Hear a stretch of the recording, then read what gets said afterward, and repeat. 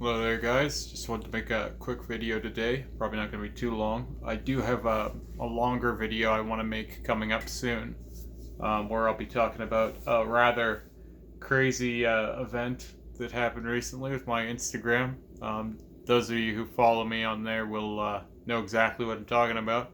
But today I just wanted to make an update video on piercing and tattoo stuff.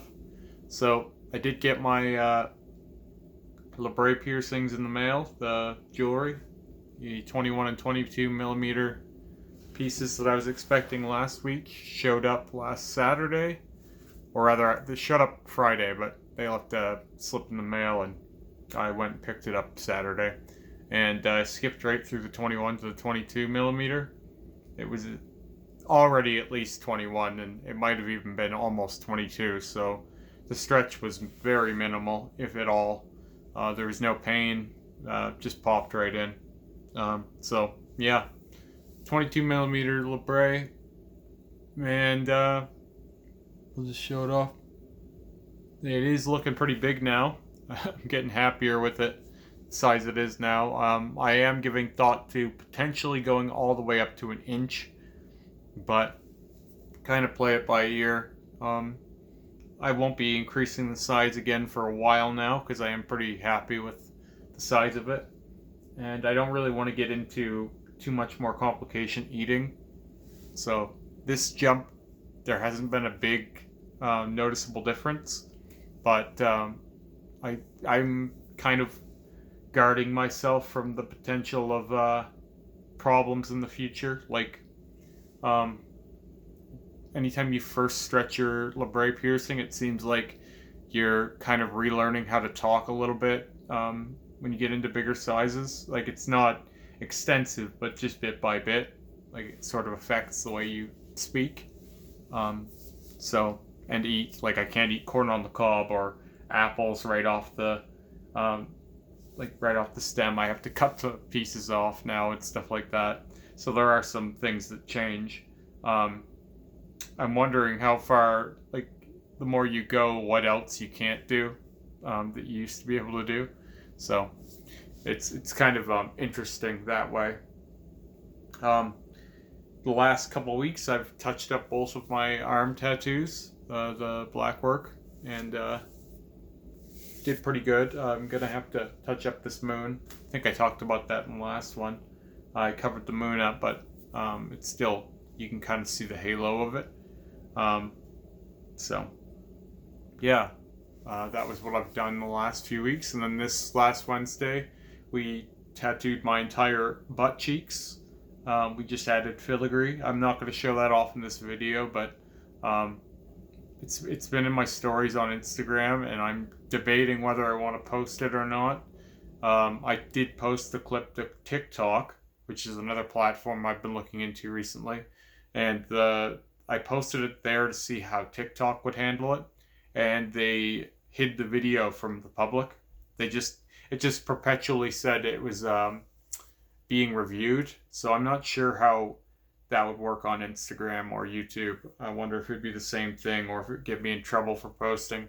So I'm not really super into that yet. Although it is really cool, I want to show it off, but I do actually have to tie it in a bit, the front and the back now. So that's going to be another probably hour or two appointment, just building up some attachment from the front to the back of it. So yeah, I'll sneak in another visit with Lee before he leaves to Kelowna. Because as I've said in past videos, my tattoo artist I've been working with is actually leaving the city soon. We've actually had our last scheduled appointment. Well, scheduled in the sense that we go every Wednesday morning at 8:30 before the shop opens. So I don't really book in with him, but it's just kind of something we know we're going to be doing every week. I'm moving on to be working with another artist, Rick. He did my chest piece and my head tattoo and stuff like this. We've got a lot of stuff planned already, and just kind of taking it as we go after we get those things done. Immediately this week, we're going to be touching up my head tattoo, finally. I've been bantering on and on about it for a million years, it seems like now, but we are finally going to be touching that up, and I'm very excited about it. I'm hoping we can do all the touch-ups in one sit, because if we have to do it in more than one sit, it's going to have to be a few weeks, because you can't shave right after, and it'll take a little while to heal before we can hit it again. And I'd just rather get it all done in one day. And it is a fairly large piece, so um, it might be a bit of a long day this coming Wednesday, but that's all right. I'm really looking forward to having that guy darkened up to match up better with everything else I've done over this last year. Immediately after that, we're going to be connecting this jawline. We're going to be filling all of the design in here, solid black, and then we're going to be bringing up this design further onto the face so that it rides this line a little more up towards where the chin is. We're not going to bring the chin up, but we're going to bring the jawline up to meet with the chin here. So it's going to kind of, yeah, my wife is worried that I'm going to lose my jawline, and well, I guess we'll find out. I am really excited to do it though. I don't know how much more I'd ever do on my face. I mean, I say that every time, but I'm getting pretty cinched in now, and I'm not going full blackout face, so I think I'm coming up against the end of it here on what I can do without overcrowding. I mean, it's not like I'm going to tattoo my nose. Yeah, I had mentioned I've been doing TikTok videos. I just started doing that. It seems like a really super easy way to kind of go viral. A friend of mine was telling me he went to bed and woke up with 1 million views, so it's kind of an interesting platform right now where there aren't a lot of content creators that are putting out this sort of stuff yet, so it's ripe for the picking, sort of.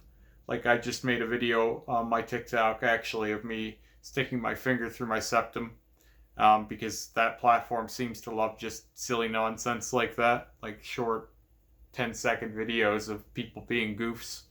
I had one video of me and my Nosferatu makeup yesterday, where I'm trying to chew a cookie with vampire teeth, and it's almost impossible to chew. So it's just stupid little stuff like that. Admittedly, it's not my favorite stuff, but the way I look at it is, if it went viral, it's a few more people that might find my YouTube, might find my Instagram, you know.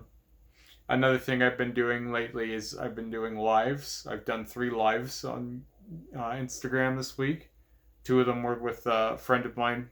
His account is BlackArtFR. And we've talked for about an hour, and it's kind of like what I wanted to talk about with my podcast I've been talking about on here. It's kind of a similar idea.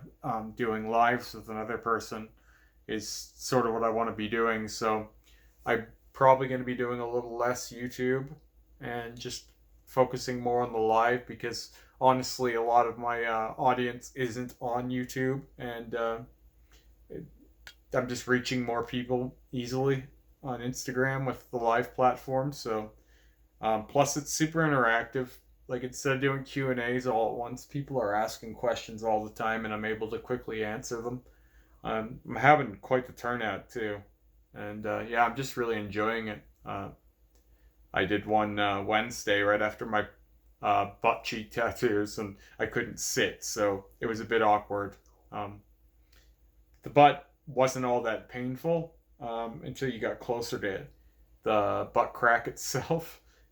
It did feel a little diggy in there, but the cheeks were actually fairly painless, as I figured they would be.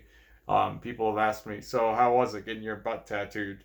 Because it's one of the last places I haven't tattooed, and my answer is that it was exactly what I was expecting. I've had areas that felt like that before, and the only really painful part of it was in the center of the S. So that's about what I expected from it.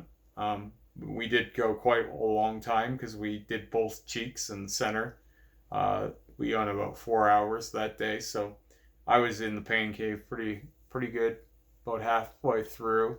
And once I get to that point, there's really nothing that can happen that's going to break me out of it. I'm someone who finds his stride after a few hours, and the first few hours are always the worst. But once I'm in it for a while, it becomes very bearable for me. Anyway, I just wanted to keep this one short. I'm pretty tired and I've got a lot going on, but I did want to make a quick video just so people didn't think I'd forgotten about this again. Sometimes I go a few weeks without making one, but yeah. Anyway, if you've liked this video or any of my other videos, check me out on Instagram and now TikTok at the same name. And look forward to my lives that I'll be doing on Instagram. Yeah, so check me out at Ephemeral Remy and have a good day.